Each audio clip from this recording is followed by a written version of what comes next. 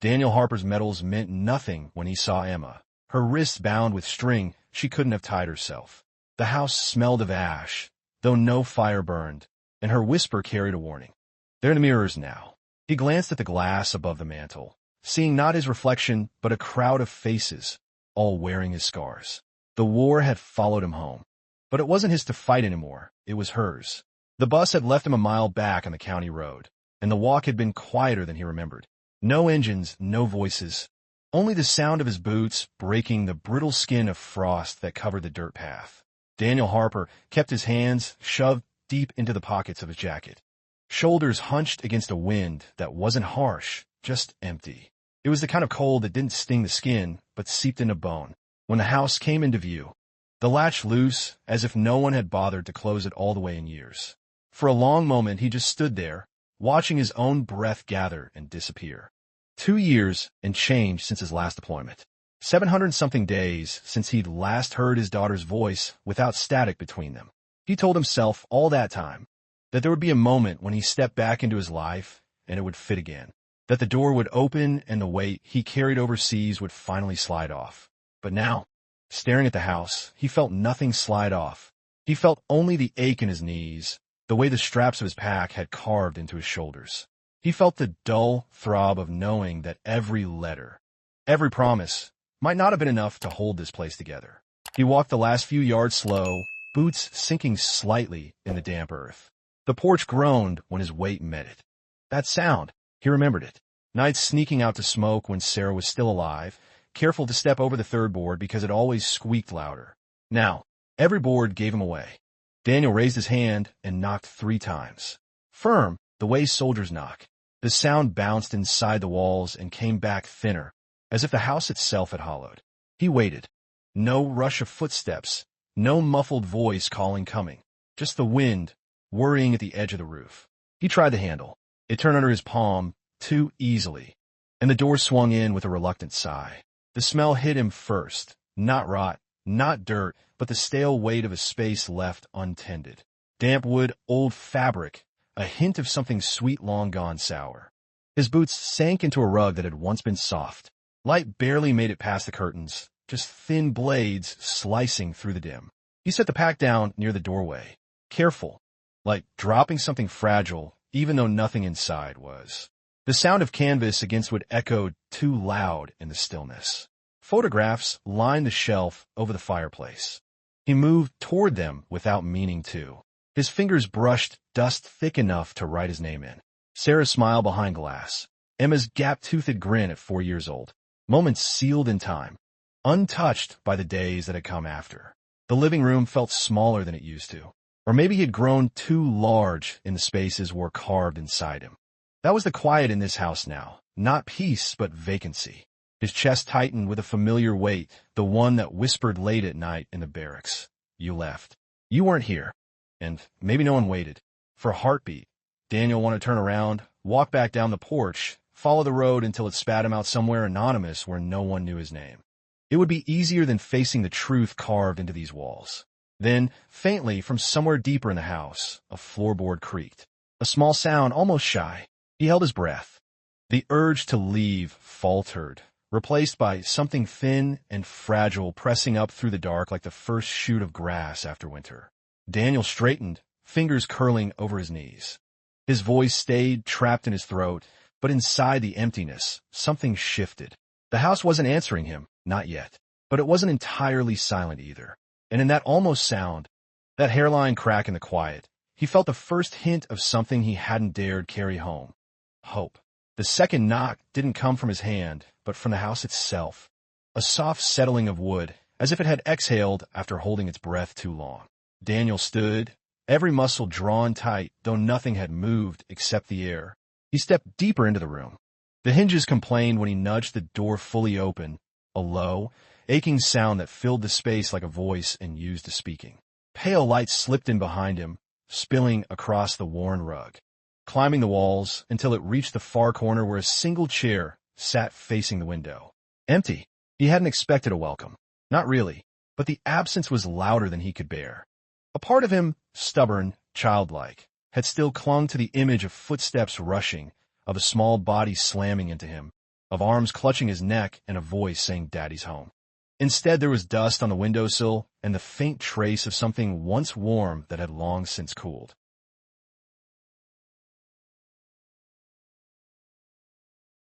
Daniel exhaled once, a long, steady release.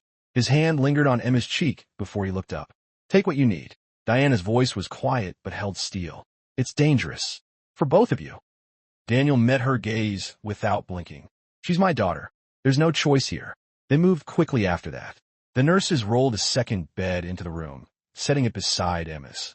Daniel lay back without protest, his hand stretching instinctively until it found hers again. The first prick of the needle barely registered. He kept his eyes on Emma. On the way, her small chest rose and fell, on the faint pulse at her throat. As the machine began its soft hum, drawing his blood, filtering, transferring life in a thin red line from him to her. Daniel felt a strange calm settle over him. It wasn't relief. Not yet. It was something older, deeper. The knowledge that every part of him, every scar, every breath, every drop of blood, belonged to her if it meant she would open her eyes again. He squeezed her hand gently, his voice a whisper that filled the sterile room like a promise. If there's any part of me that can save you, you already have it. The monitors kept their steady rhythm. The world outside the glass walls stayed silent and waiting. Inside, Daniel Harper lay still, his blood flowing into the small body beside him, carrying with it everything he had left to give. The machine hummed in a low, steady rhythm, a sound that seemed to fill every corner of the quarantine room. Daniel lay still on the narrow bed, the line connecting him to Emma like a thin thread tying him to life itself. His hand hadn't left hers. Even with the needles, the sterile smell, the cold lights, all that mattered was the faint curve of her small fingers in his palm. Minutes stretched into something slower, on the slight tremor of her eyelids, the rise and fall of her chest that had grown so shallow it almost broke him to watch. Dr. Black moved quietly around the room, checking readings, murmuring orders to the nurses. Diana West stood near the door, her arms crossed, her gaze sharp but not cold. She watched Emma like someone who understood what was at stake far beyond the science of it. The color of Emma's skin shifted first. Not much, just a faint change. Almost reverently, Daniel let out a breath he hadn't realized he was holding. His vision blurred for a second before he blinked hard, anchoring himself back to her face. Emma stirred, just a fraction. Her lashes fluttered once, twice, and then her eyes opened. Not wide, not fully, but enough. Daniel froze. His lips parted, a sound caught in his throat. He leaned closer, the world narrowing to those faint, fragile eyes blinking up at him. Her voice came soft, a thin thread of sound. Daddy. Daniel's chest cracked open. He swallowed hard, his forehead lowering until it nearly touched hers. Yes, sweetheart. I'm right here. Her small hand shifted in his, a tiny squeeze, weak but deliberate. It's quiet, she murmured. No more whispers. A tear slipped down Daniel's cheek before he even realized it. He let out a breath that sounded like a laugh broken in half. Good, he whispered, brushing her hair back gently. That's good. Dr. Black's voice was quiet behind him. Transfer's working. Her body's responding. But Daniel barely heard it. All he could see was her face, her tired eyes softening as they focused on him. That faint, fragile spark that told him she was still in there, still his little girl. He kissed her forehead lightly, his lips lingering against her warm skin. You're safe, he said, though his voice cracked on the word. I've got you. Emma's eyes drifted closed again, exhaustion washing over him like a tide. But beneath it, something else bloomed, soft and sharp at once. Hope, small, trembling but real. He closed his eyes briefly. Daniel Harper believed there might still be something worth coming home to. The days inside the quarantine wing passed in a muted blur, measured not by clocks but by the slow, steady rhythm of Emma's recovery. Each morning, Daniel would wake to the soft beep of the monitors, his hand still wrapped around hers. The thin scar of the transfusion on his own arm aching in quiet reminder. Emma's color returned gradually, like the faint wash of dawn over a dark horizon. The red marks on her skin faded first to pink, then to pale shadows that would eventually disappear. She still tired easily, her voice small when she spoke. But each word was a victory Daniel held on to like breath itself. Dr. Black moved through the room with his usual quiet precision. But even he couldn't hide the subtle shift in his expression each time he looked at her vitals. Diana West remained a steady presence, her calm voice delivering updates that sounded less clinical with every passing day. By the end of the week, the machines began to leave one by one. First the additional monitors, then the extra 4 lines. The room slowly transformed from a sterile cocoon of blinking lights back into something almost human. When they told him she could leave, Daniel didn't speak at first. He just sat in the chair beside her bed, his hand over hers, letting the words sink in. Outside these walls wasn't safety. Not yet, but it was life. It was a step out of the white hum and back into the world. They dressed her carefully in soft clothes, the fabric loose against her healing skin. Emma leaned into him as he lifted her, her small arms curling instinctively around his neck. The corridor felt different this time, less like a tunnel, more like a way forward. As they passed the sealed doors, Daniel's eyes caught briefly on his reflection in the glass. Tired, lined, but carrying something in his arms that mattered more than anything else. Outside, the air hit him first, cool, sharp, filled with the scent of trees and earth beyond the facility walls. He hadn't realized how much he missed it until it brushed against his face, and Emma stirred slightly, inhaling like she could feel it too. A black SUV waited near the gate. Diana opened the rear door, her voice quiet. "We've arranged a secure location, somewhere no one can reach her." Daniel settled into the back seat with Emma still pressed against him. She was light, but no longer weightless. There was life in the way she shifted. In the soft hum, she let out when he adjusted her blanket. As the car pulled away, the facility shrank in the rear window, a white box fading into the trees. Daniel watched it disappear without regret. Those walls had saved her life, but they weren't home. The road stretched ahead, winding through stretches of pine and empty fields. Emma stirred and opened her eyes briefly, her voice a soft murmur. "Where are we going?" Daniel kissed the top of her head, his voice gentle. "Somewhere safe. Just you and me for a while." Her small hand found his shirt, gripping the fabric lightly. "No more whispers?" He tightened his arms around her, his gaze fixed on the road unwinding before them. "No more whispers," he said, the words carrying the weight of a vow. The SUV moved steadily toward the horizon. For the first time in what felt like years, Daniel let himself breathe without counting the spaces between. The despair hadn't vanished, and the road ahead was far from clear. But as Emma's head rested against his chest and her breathing evened out, he knew one thing with a certainty that burned steady and quiet inside him. They were leaving the white walls behind, and they were doing it together. The safe house wasn't really a house in the traditional sense. It was a small, weathered cottage perched at the edge of the coastline, its wood siding faded to soft gray by salt and sun. When the SUV stopped at the narrow gravel drive, the sound of the ocean was the first thing Daniel heard. Not the roar of waves, but the steady hush of water breathing against the shore.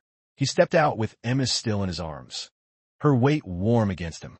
The air smelled of salt and pine, a sharp, clean scent that cut through the haze of antiseptic that had clung to them for days. The cottage door creaked when he opened it. Inside it was simple, a small kitchen with worn counters, 2 bedrooms with soft, uneven floors, curtains that fluttered faintly in the sea breeze slipping through a cracked window. Emma stirred slightly as he carried her to the smaller bedroom. The bed was low, the quilt faded but soft under his hands as he laid her down. She blinked up at him, her voice still small but steadier than before. "Is this ours?" Daniel knelt beside the bed, brushing a strand of hair from her face. "For now," he said gently, "just you and me." She gave a tiny nod, her fingers curling into the edge of the quilt. "It's quiet." Daniel glanced toward the open window where the sound of the ocean drifted in. "Yeah," he murmured. "Quiet's good." After she drifted off to sleep, he stepped outside, letting the screen door click softly behind him. The path led down a small hill to the water's edge. The sand was cool under his boots. The horizon stretched wide and empty. He stood there for a long time, the wind tugging at his jacket, the sound of the waves filling the spaces where words would have been. His hands curled briefly into fists at his sides, not in anger this time, but in something closer to resolve. Behind him, the cottage light glowed faintly in the dimming sky. A single warm square against the growing blue of evening. Inside that light, Emma was sleeping. Safe. Breathing. Daniel exhaled slowly, letting the salt air fill his lungs. He hadn't realized how much of himself had been locked in that house in Havenwood until now, until this stretch of open sky and water reminded him there was still space to breathe. When he returned to the cottage, the small bedroom was filled with the soft sound of Emma's even breathing. He sat at the edge of her bed for a moment, his hand resting lightly over hers on the quilt.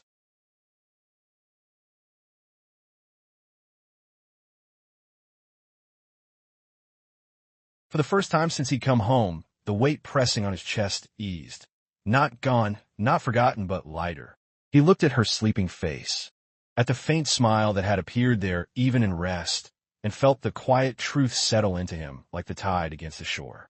They weren't just surviving anymore. They were beginning again. Morning came soft and pale over the water. The first light slipped through the thin curtains, brushing the walls of the small bedroom in gentle strokes.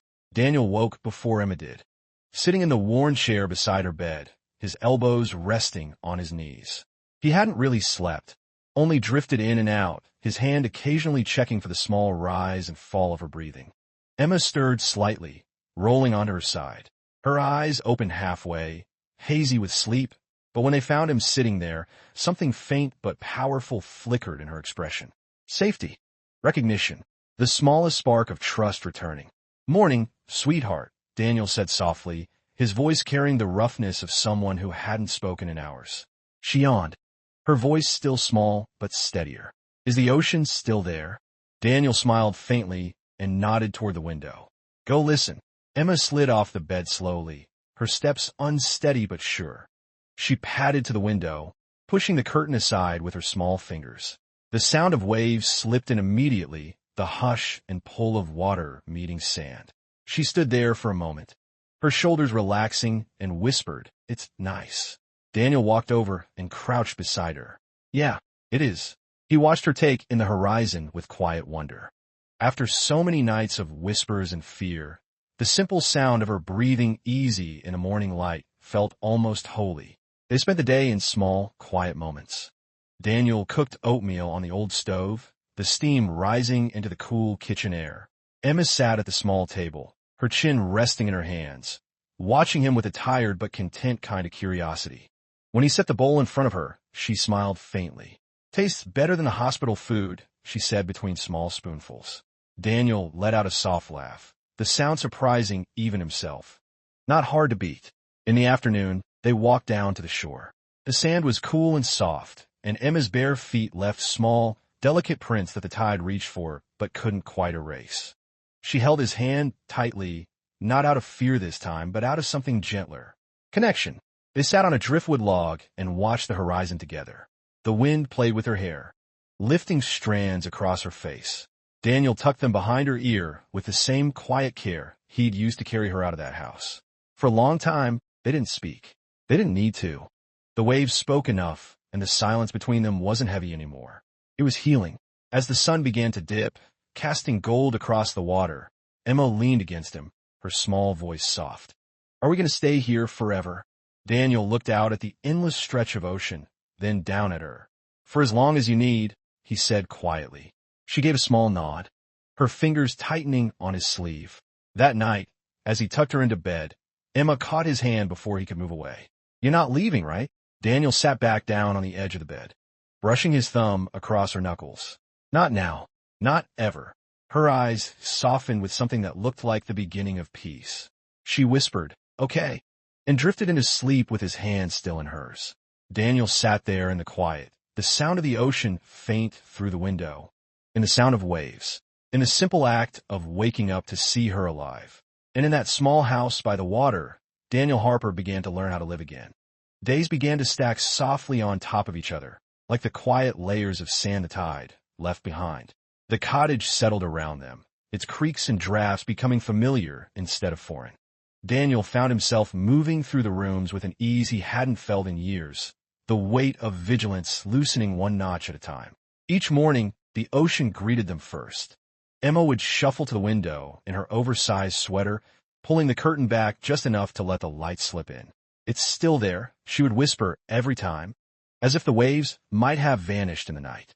Daniel would nod, standing behind her, letting the soft sound of her voice fold into the steady hush of water beyond. Breakfast became a small ritual.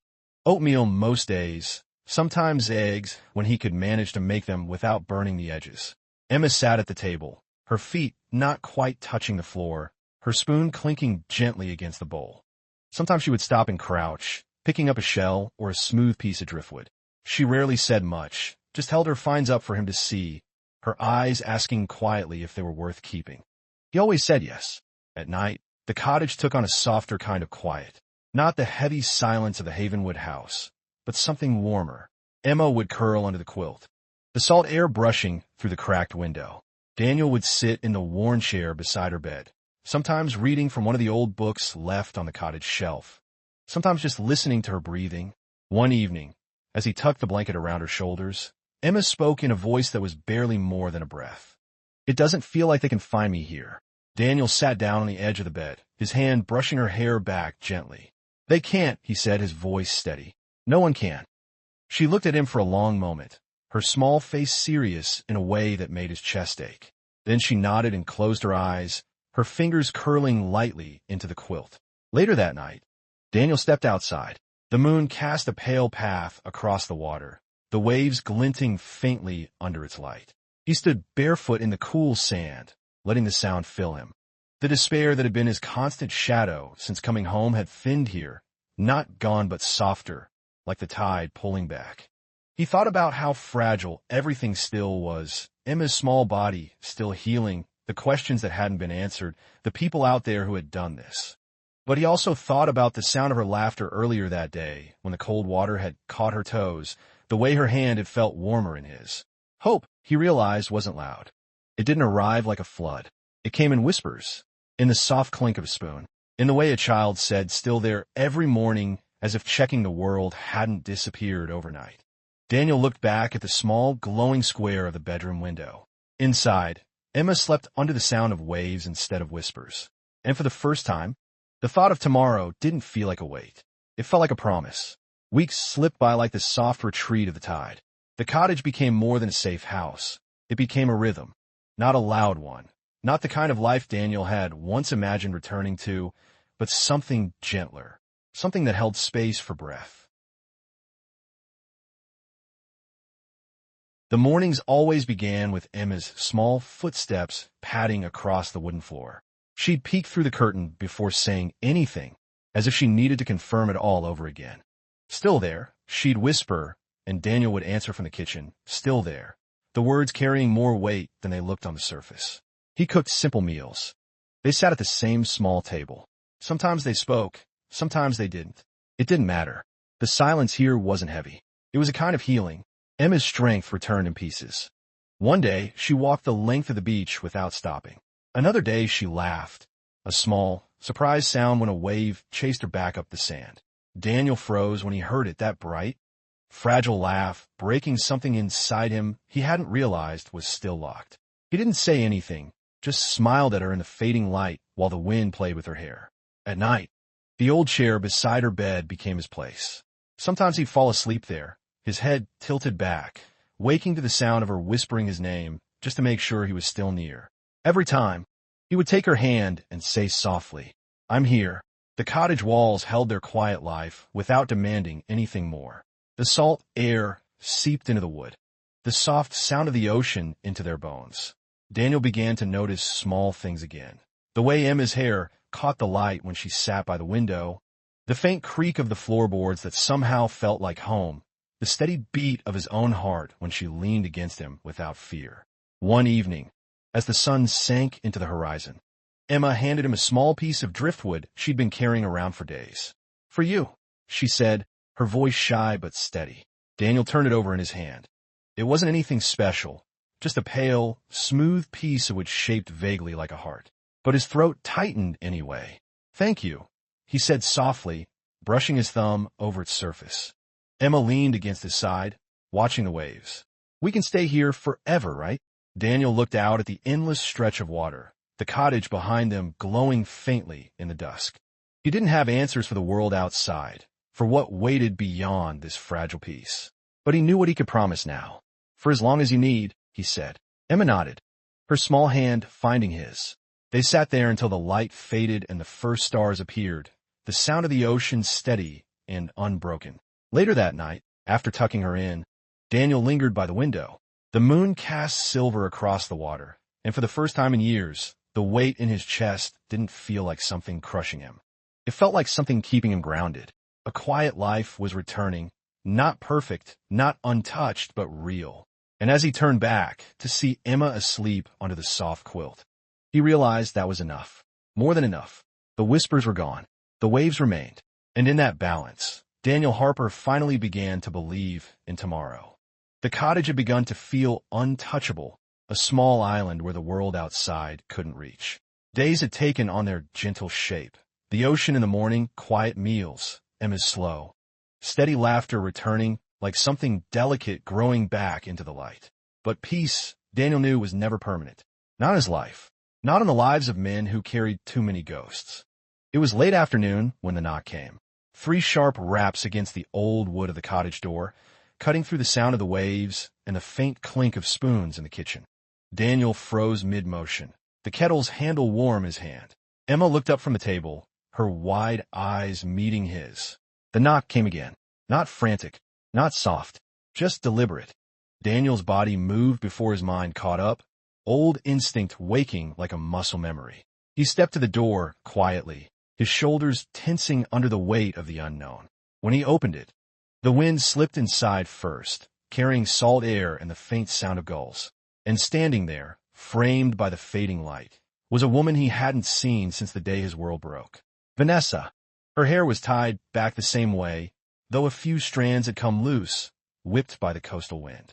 Her face looked thinner, harder, but the eyes were the same, a storm of something between regret and resolve.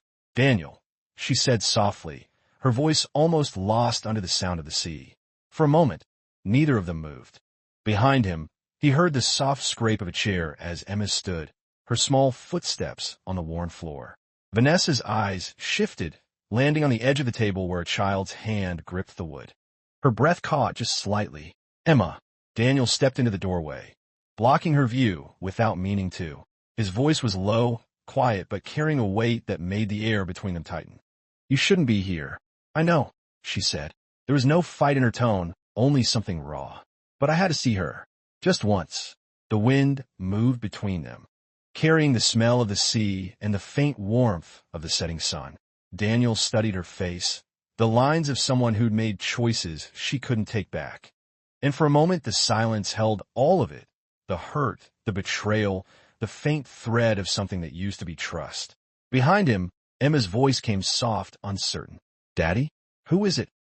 Daniel closed his eyes briefly. When he opened them, his voice had softened too, though it still held steel beneath. "Go back to the table, sweetheart." He didn't turn to see if she obeyed.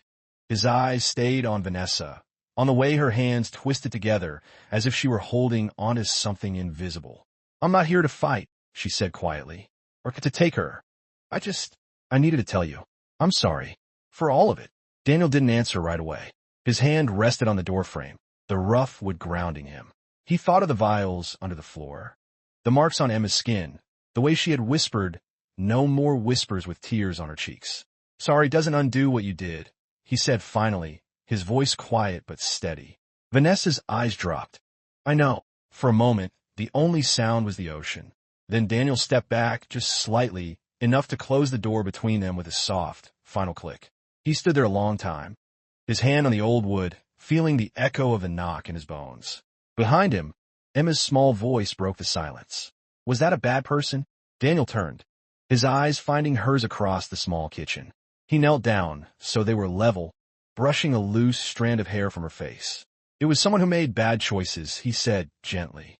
Emma tilted her head, her brows drawing together in quiet thought. "Are they gone now?" Daniel glanced back at the door, the sound of the ocean filling the space between their words. "Yeah," he said softly. "They're gone." And for that night, at least, the cottage held its fragile peace a little tighter. Night pressed in gently around the cottage, the sound of the ocean softer now, almost like it knew the walls were holding something fragile inside. Daniel sat at the small table, his hands wrapped loosely around a mug gone cold. Emma had fallen asleep quickly, worn out from the day, her soft breathing filling the small bedroom down the hall. The knock still echoed in him, not the sound itself, but what it carried. Years of choices of hurt, of something that could never quite be undone. He stared at the door, half expecting it to happen again, half praying it wouldn't, when the soft scrape of footsteps came outside on the gravel.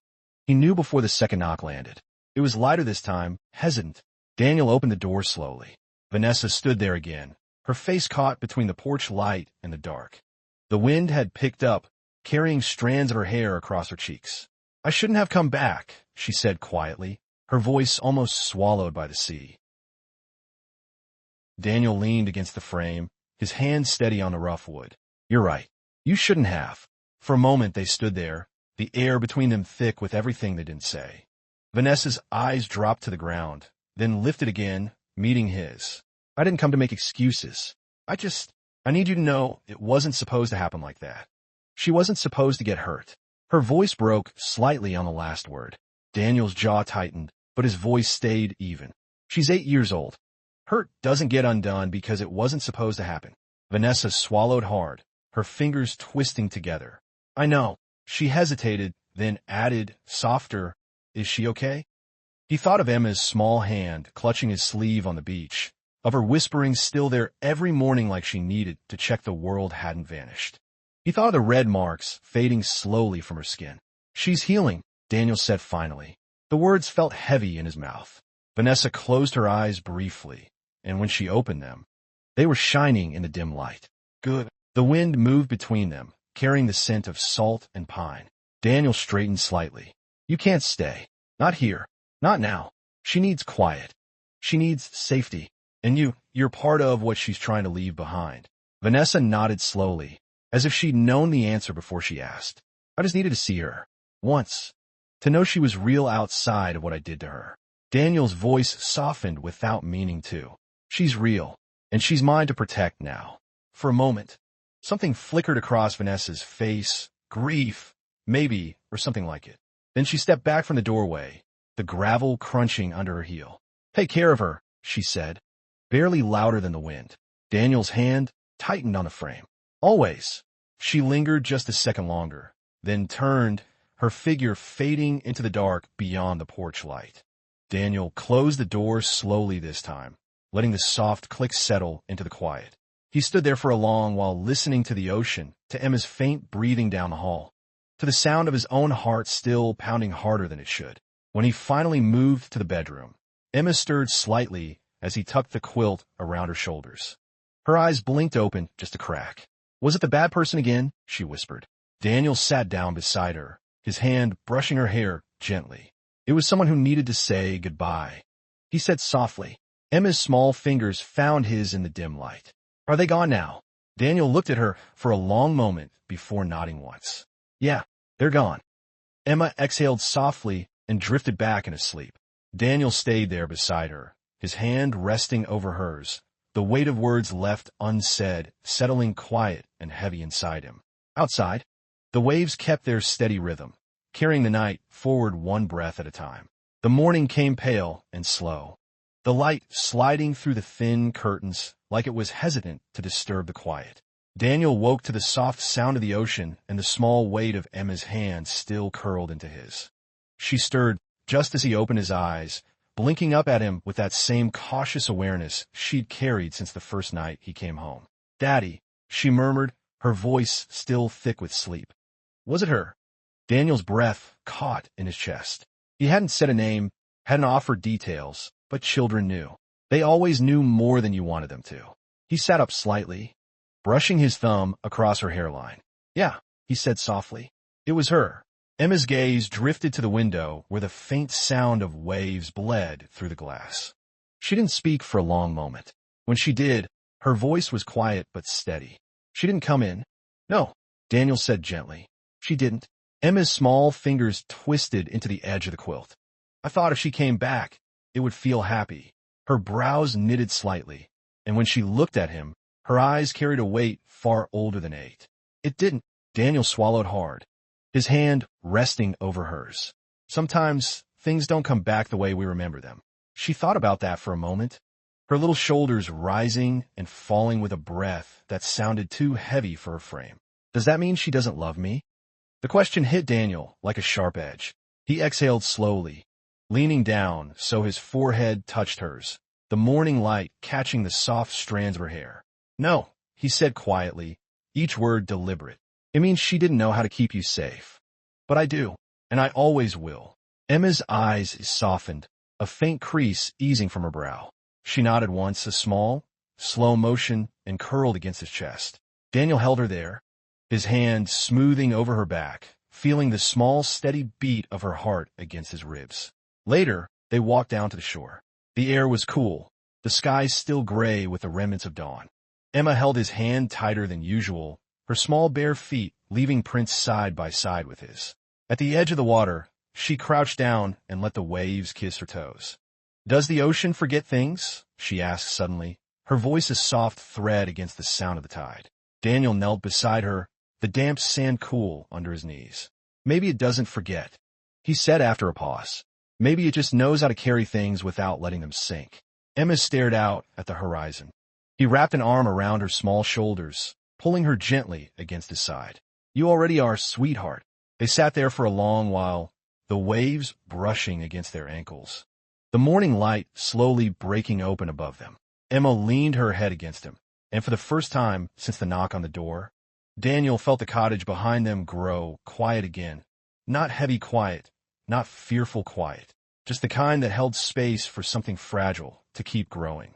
When they walked back up the narrow path to the cottage, Emma glanced once over her shoulder at the horizon, her voice a whisper. "Still there." Daniel squeezed her hand lightly. "Still there?"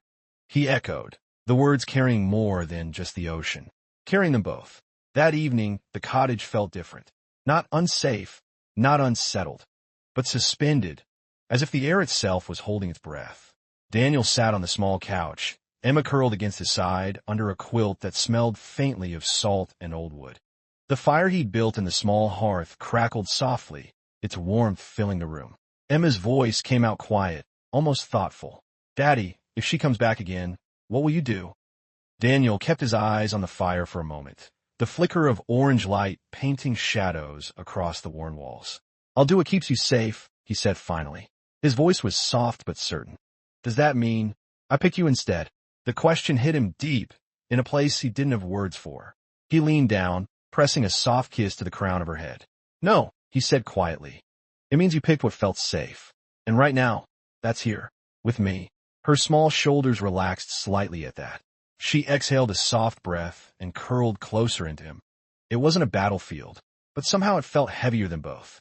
Because here, the enemy wasn't just outside, it was memory, trust, the fragile thread of safety they were trying to weave together day by day.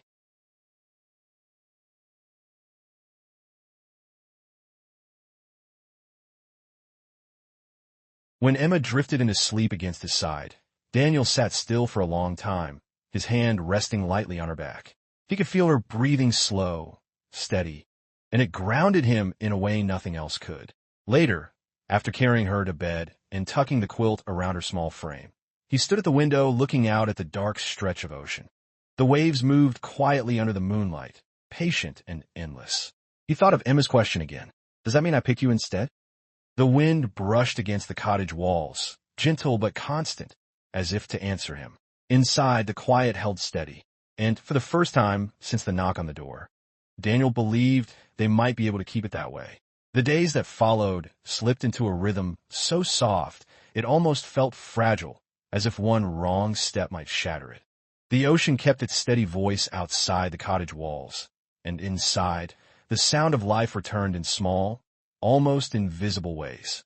Emma began to hum sometimes, quiet little tunes with no words while she drew shapes on the fogged window or sifted through shells they'd collected on the shore. The first time Daniel heard it, he froze in the doorway, letting the sound sink into him like sunlight through cold water. It wasn't loud. It wasn't even happy in the way laughter was, but it was life. Every morning, she still pulled back the curtain and whispered, "Still there." And every morning, Daniel answered from wherever he stood, "Still there." The words had become more than a ritual now. They were a promise disguised as something simple. One afternoon, they sat together on the small porch, the wind carrying the salt air over the worn wood. Emma's legs dangled off the edge, her toes not quite reaching the ground. She held a piece of driftwood in her hands, turning it over slowly, her small fingers tracing its worn edges. "Daddy," she said suddenly, her voice soft but steady, "do you think we'll ever go back?" Daniel kept his eyes on the horizon for a long moment before answering. "Back where?" She shrugged one small shoulder. "The other house. The town. Before." The word before hung between them, heavier than anything else she could have said. Daniel exhaled slowly, his gaze fixed on the slow roll of the waves. "I don't know," he said finally. "Sometimes going back isn't what we need." Emma turned the piece of wood over again, her brow furrowed in quiet thought. "It doesn't feel like home anymore," she murmured. Daniel looked down at her then, at the small curve of her shoulders, the way the wind lifted a strand of her hair across her face. He brushed it back gently, his fingers lingering for a second longer than necessary. "That's okay," he said softly. "Home can change." She nodded, her lips pressing into a small line. "Maybe this is home now." Daniel's throat tightened, but he smiled faintly, letting his hand rest over hers where it gripped the driftwood. "Maybe it is." That night, after Emma had fallen asleep under the soft weight of the quilt, Daniel sat in the chair beside her bed, the quiet of the cottage wrapping around him like a second skin. He thought of the knock on the door, of the life they'd left behind, of the pieces they were trying to gather here in this small space by the water. He reached over and brushed a loose strand of hair from Emma's forehead, his fingers light against her skin. "We're still here," he whispered to the dim room, to the sound of waves beyond the window. To himself, outside, the ocean moved in its endless rhythm, patient and steady. Inside, the stillness held, not empty, but full of the fragile kind of peace that only comes after a storm. The cottage settled into its own kind of silence, not hollow like the Havenwood house, but layered, filled with the soft sound of waves, the creak of old wood, the faint hum of Emma's voice when she forgot to be afraid. Daniel began to realize that quiet could have more than one meaning. It could suffocate, but here it was beginning to heal. Each day unfolded with simple rituals.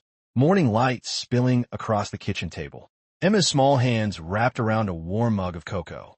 The soft scrape of her chair as she climbed up beside him to watch the oatmeal bubble.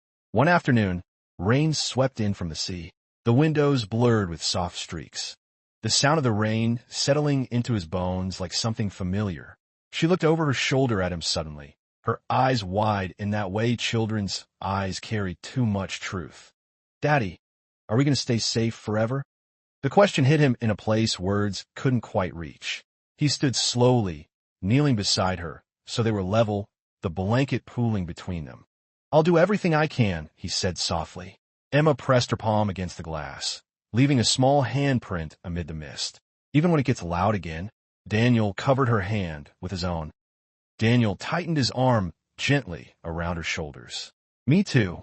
In the distance, a lone gull cried out over the water, its voice carrying through the mist. Emma's eyes followed the sound, and she whispered, "It sounds free." Daniel swallowed hard, his hand smoothing over her small arm. "Yeah," he said quietly, "it does."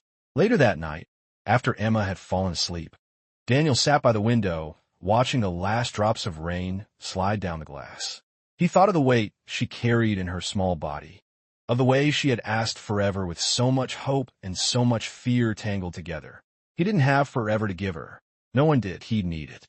But old habits had a way of keeping themselves ready. He eased the door open, the soft scrape of wood onward loud in his ears. Emma lay curled under the blanket, her hair a pale spill across the pillow. The pillow. He forced his gaze away, focusing instead on the corners of the ceiling, the angles of the room. The micro camera was no bigger than a coin. He mounted it in the shadow, where wall met ceiling, the movement slow, precise. Years of setting surveillance in places far less forgiving had made his hands steady even when his chest wasn't. Next came the audio recorder. He slid it gently under the bed frame, near the headboard where even whispers couldn't escape its reach. Emma stirred, a soft sound slipping from her throat. Daniel froze, crouched low beside the bed. She didn't wake. Her small hand shifted, fingers brushing the edge of the pillow, then falling still again. He straightened carefully, his knees cracking in the quiet. The last piece of gear, a small sensor for movement, he tucked into the corner near the closet.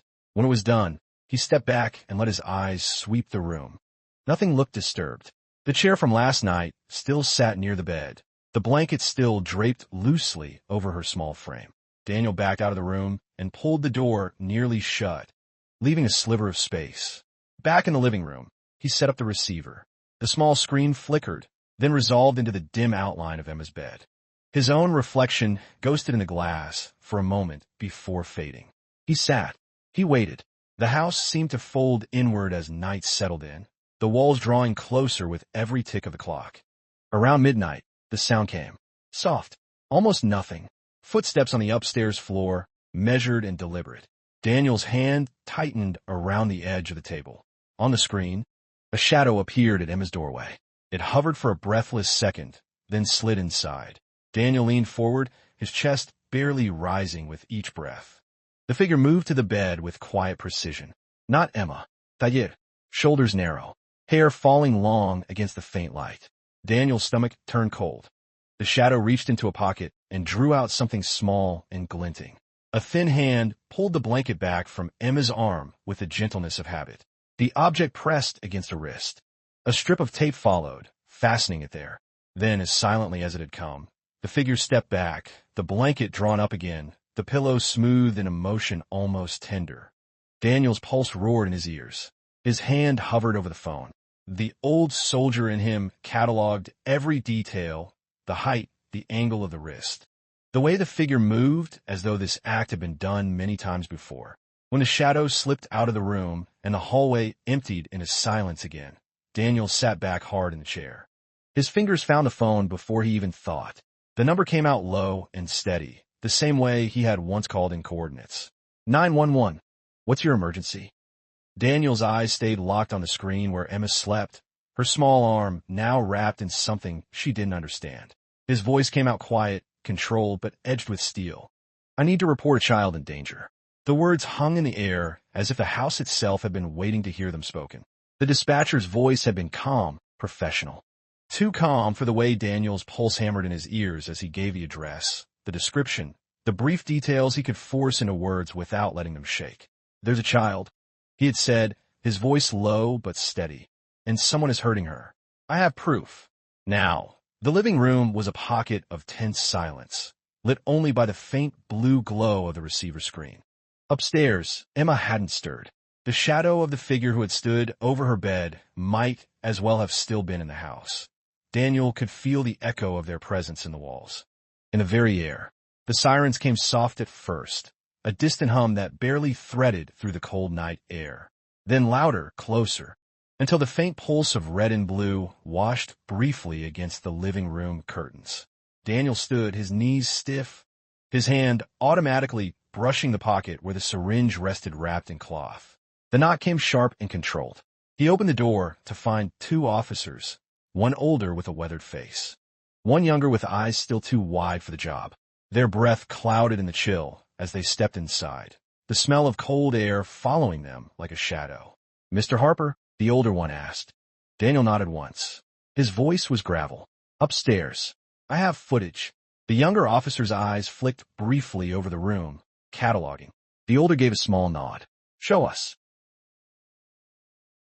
Daniel led them to the small table where the receiver sat. His hand didn't tremble as he played the clip back, though his heart thudded with every second of it.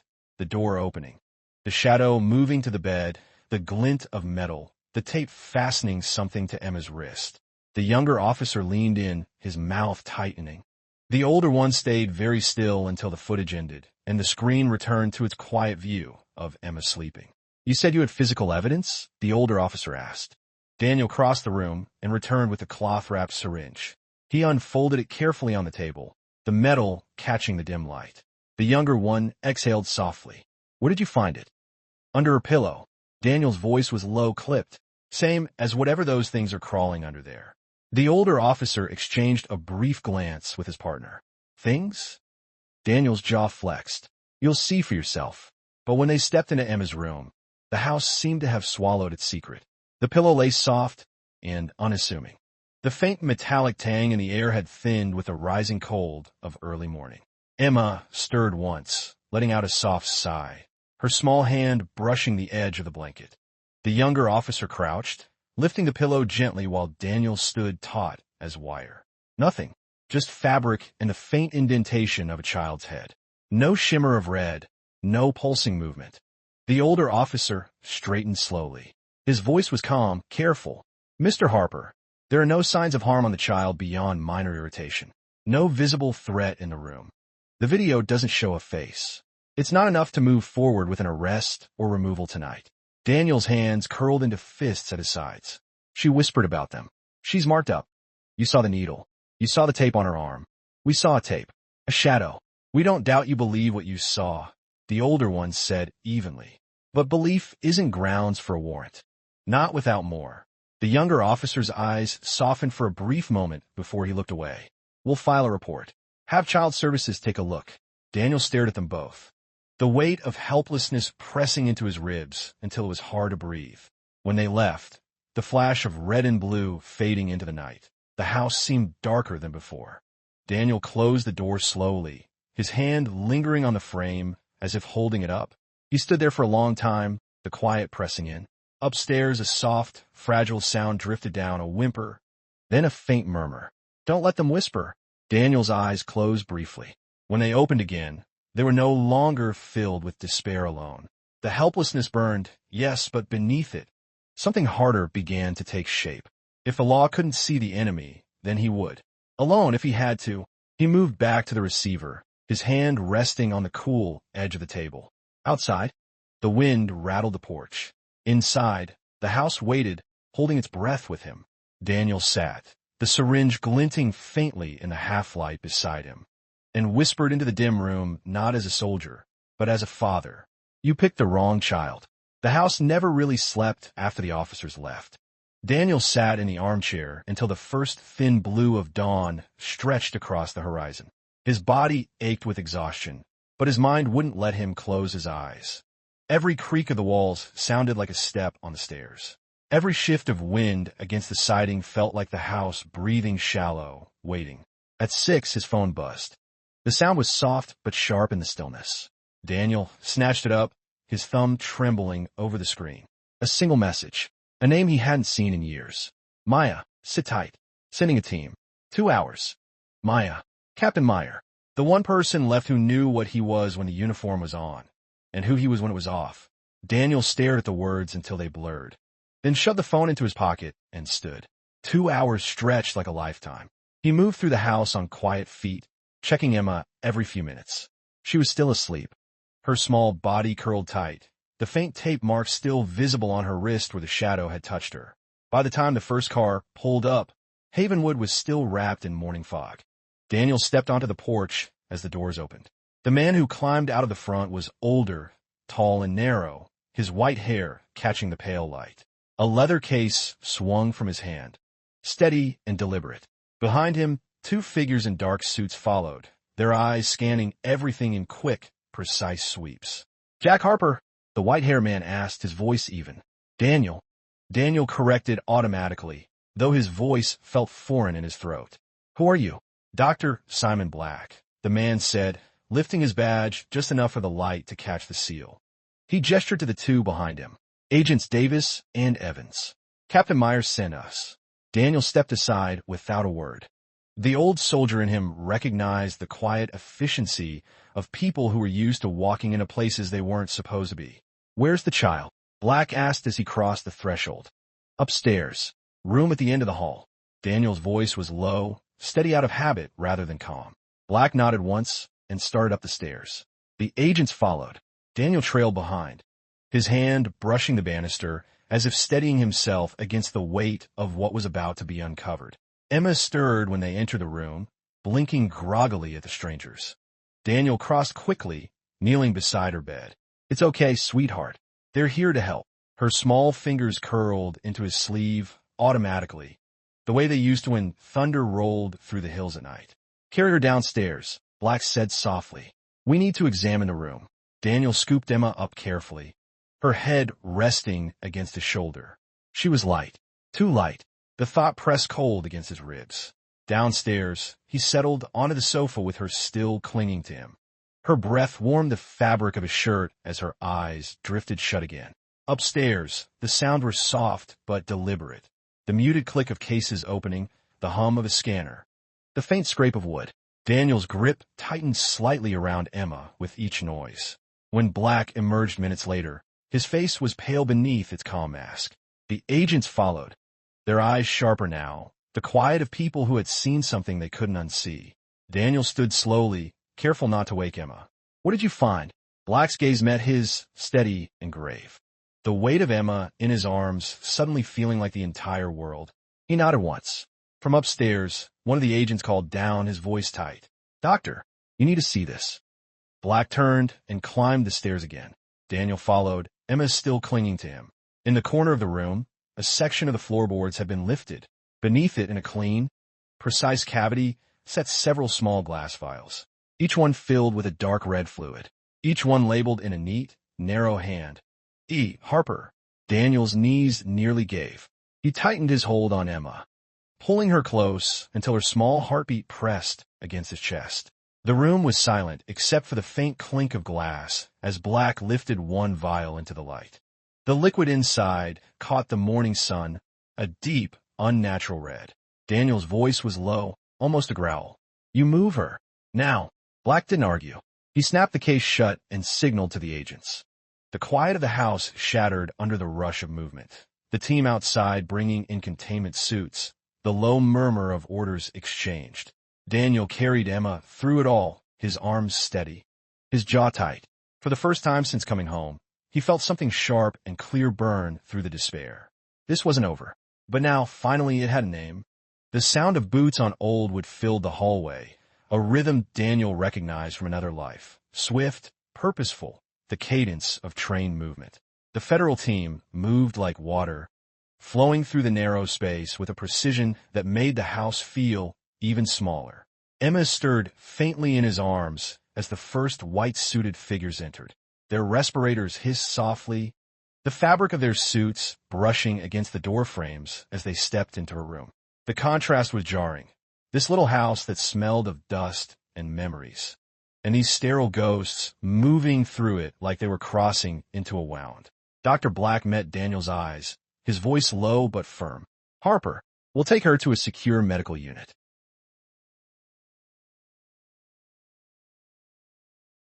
Black gave a single nod. "Then you ride with her.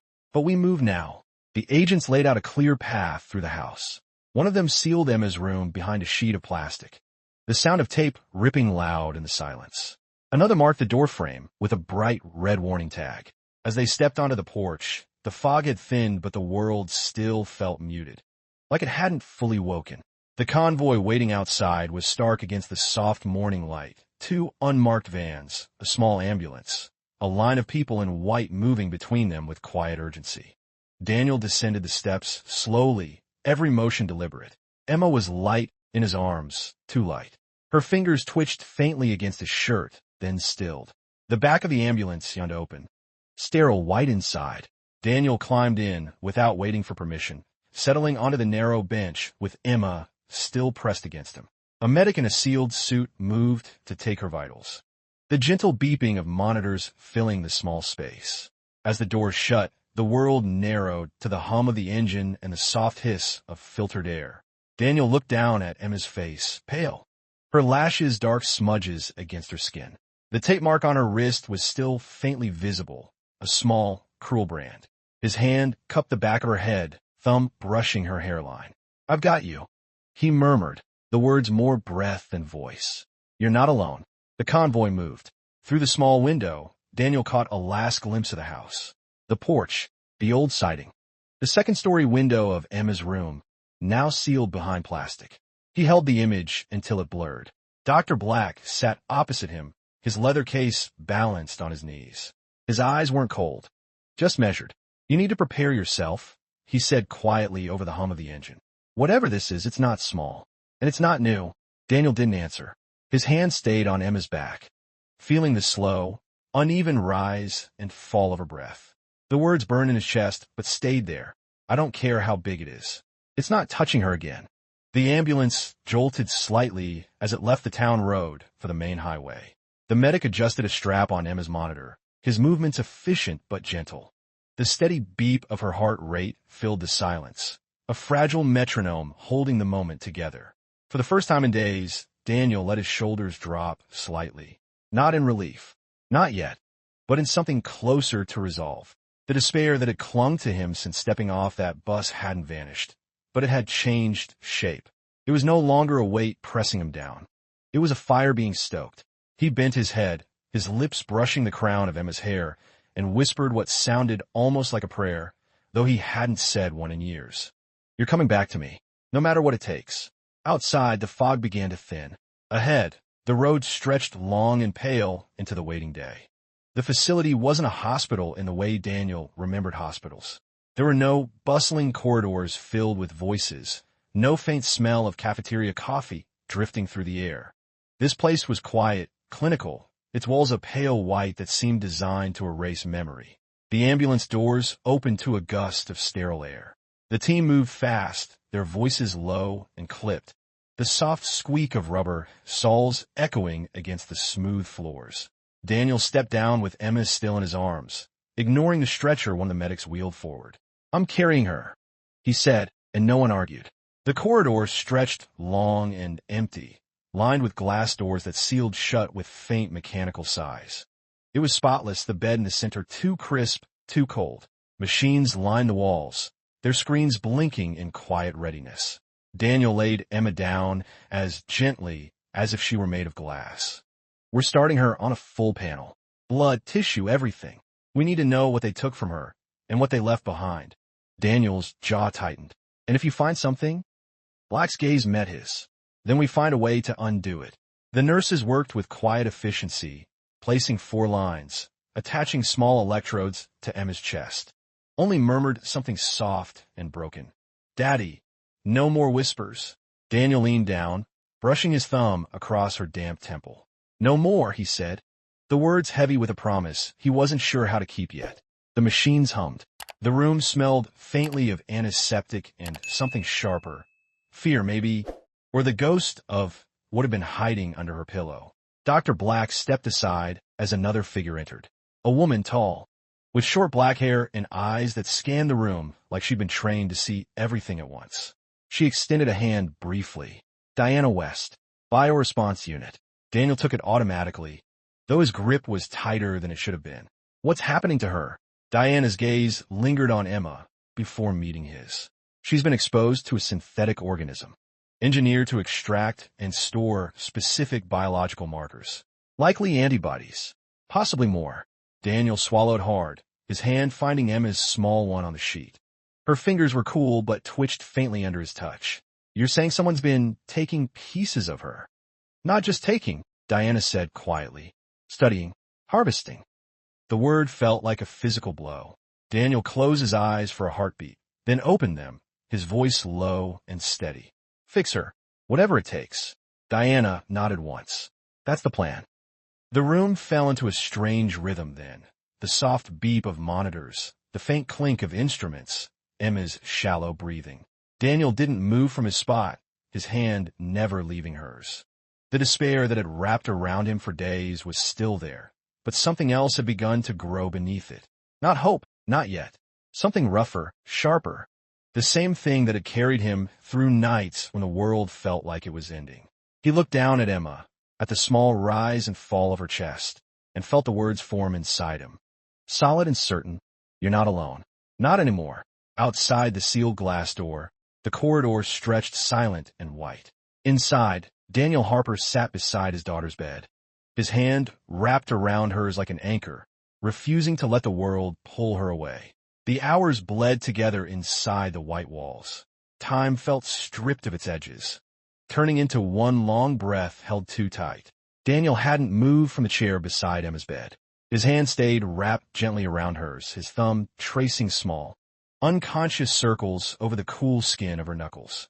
The steady beep of the monitor was the only sound that kept him grounded. Every soft tone was a reminder she was still here. Every pause between beeps felt like the cliff edge of a nightmare. Her skin looked paler now under the harsh lights. the faint marks on her wrists and neck standing out like bruises from something unseen, the red too bright under her veins. Daniel felt the weight of it pressing into his chest with every slow inhale she took. Dr. Black returned with a small tray of vials. He didn't speak right away, just glanced at the monitors and then at Daniel. Her blood shows a high concentration of the synthetic enzyme. It's spreading faster than expected. Daniel's grip tightened slightly around Emma's hand. What does that mean? Black's voice stayed even, but the set of his jaw betrayed him. Her expression calm, but sharp. We're going to test yours. Now. Daniel looked up, the words hitting like a weight he'd been braced for without knowing it. He nodded once, carefully. Do it. When the sample left the room, silence fell again. Daniel leaned closer to Emma, his forehead brushing lightly against the edge of her small hand. Hold on, he murmured, the words barely sound. It felt like the sound cut through water. Dr. Black's face wasn't neutral anymore. There was a tightness around his eyes that looked almost like relief. It's a match, he said. Your immune profile. It's strong enough. We can transfer cells, but it has to happen now.